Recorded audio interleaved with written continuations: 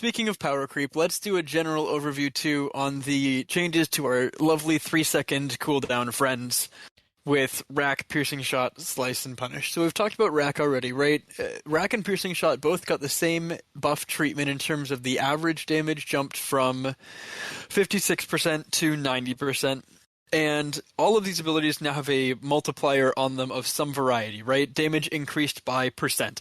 We did get a lovely message from Mod Sponge today, effectively just saying, yes, these are actually percent increases. They are not additive. They are multiplicative. So if you hit that average 90%, you'll get an extra 30% on top of that, so you end up at 117% damage to stunned targets with both of these abilities on average. Better, but like nothing to write home about. 117% isn't crazy. And we've heard a little more under the hood in terms of how this is all calculated, so those numbers are maybe a little odd, but they're also really hard to check because you can't stun combat dummies and you can't get them to low health. So, we kind of have to fly by night and do some trust other people's math on this one. But generally speaking, like, there is a buff here. It is significant. It is especially bigger if you are not actively stunning your target when you're using these abilities. And the thing that I think is important to note about all of these is that they all did get a damage buff. We'll talk about the damage buff to the melee ones in a second, because they are in a slightly different kind of a category. But what the damage buff to these did is effectively bumped them up in priority for when you are designing your own rotation. And for the folks who use Revolution, it bumps them up in priority on your bar. Now, it's important to note that these are 3-second abilities, so if they have higher priority, everything that has a lower priority than them is pretty much out. Like, you need to have maybe one ability with lower priority than these in your rotation, and that's probably going to be good enough. So they have effectively just shortened the number of abilities that need to be in a fully successful Revolution rotation, because you can use only abilities and never have to resort to auto attacks while having fewer abilities on rotation. What this does is it frees up some of the lower damage abilities, lower than 90%, which is, frankly, a lot of basics, right? That is most of the style-specific stun abilities. That is most of the abilities like Sacrifice and Tuska's Wrath. And what this does is it allows you to, like, effectively to say, hey, I want to have a nice, successful, optimized rotation on either Revolution or Manual, but not include these abilities, not include these stuns or these chains or these, like, other things like that, these multi-target. We can put those abilities on separate buttons, and we can use them as we need. Or we can put them at the start of an ability bar for Revolution and say, hey, I really want this to be prioritized because this is something I need right now, and I'm willing to sacrifice some damage to get it. It effectively pulls those abilities out of the rotation, saying, hey, I need to use at least one of these so that I don't auto-attack. And now you say, I only need to use these when I want the secondary effect, when I want to hit multiple targets, when I want to stun something, when I want to Tuska's nuke something on a Slayer task. And I think that's an interesting change that we'll probably dive into more. We may do we've been talking about doing a quick couple-minute like update to the ability bar micro lesson. Which was everybody's favorite micro lesson, by the way.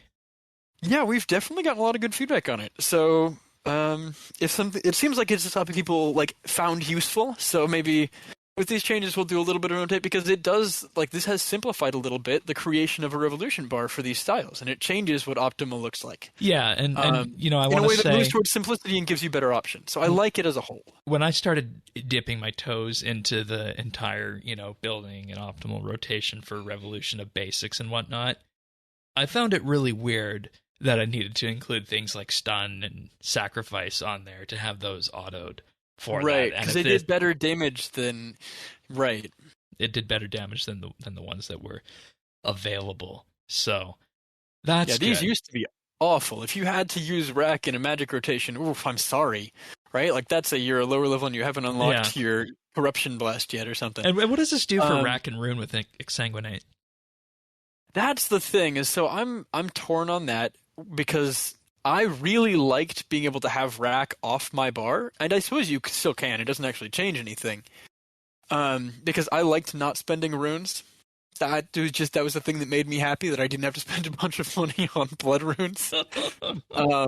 Wrack and Ruin is still I believe, unchanged. So it is still a very powerful ability when you have it fully stacked and activate it.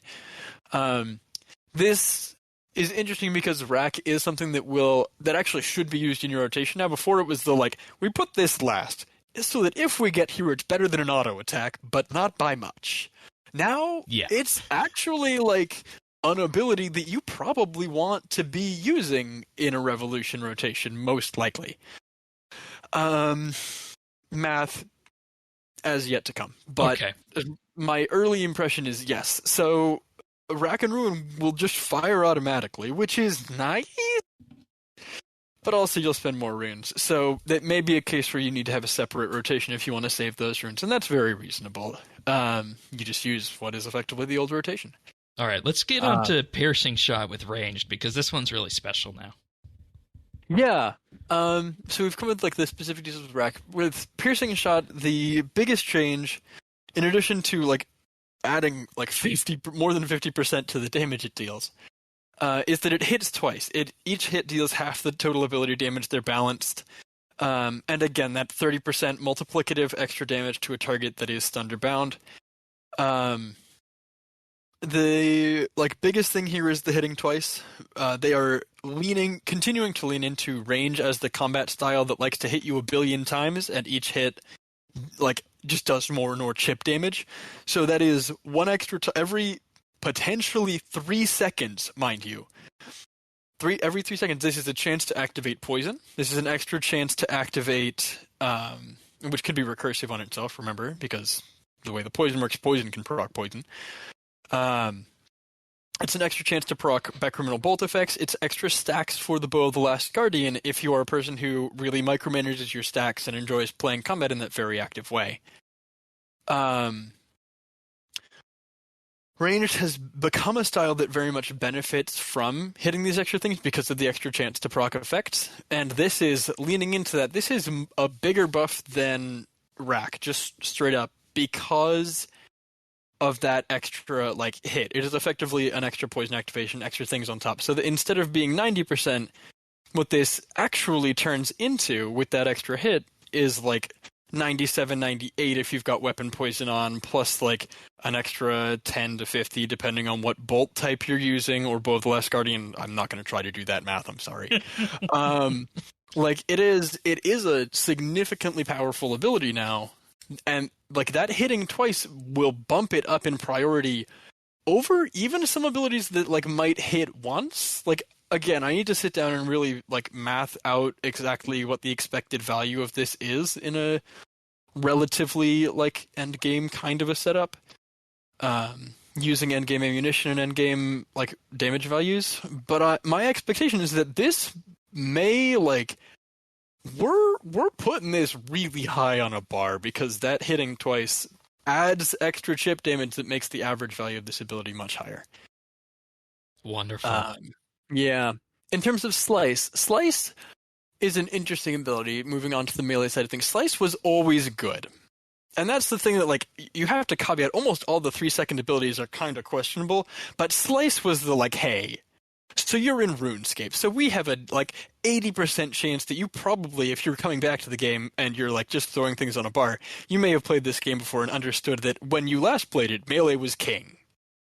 So we're going to give the melee 3-second ability way more power than the range and magic ones. It's not close. They were hitting for 56%. The Slice was hitting for, I think, 75.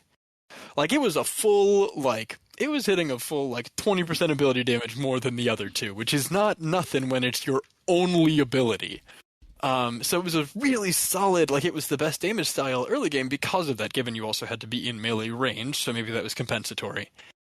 But Slice is just good, and they have kind of kept that, where it now hits for 95% average damage versus the other two hitting for 90. So it is not that much better than the others, but it is still somewhat better. And then the bonus damage to a Thunderbound target is 40% instead of 30% on Slice. Slice was used in rotation before because it was a relatively powerful ability. It outdid the average damage of Tuska's Wrath off a Slayer task. which was typically, like, for me at least, the bar for this probably ought to belong on a bar if it can outdamage Tuska's. Tuska's tended to be towards the end of a lot of my, like, Revolution bars when I was doing that. And this is just bumping it up, like, a whole other level. So, they also, the old damage on it was, like, 30 to 1. Like, it was a really 30 to 120. Yes, it was a really wide range. And now it is 75 to 115, so they've narrowed that range. They've made it a much more reliable ability as well. Which, especially if you're going for that extra 40%, like, you're going to get more value out of that 40% more of the time. Again, overall, just, like, good buff. It stays slightly better than its fellows. Again, piercing shot, that hitting twice thing is really valuable, so that's probably actually better, but on the whole, Slice really powerful, especially for lower and mid-tier kind of players as a basic ability. And then the last thing on here is Punish.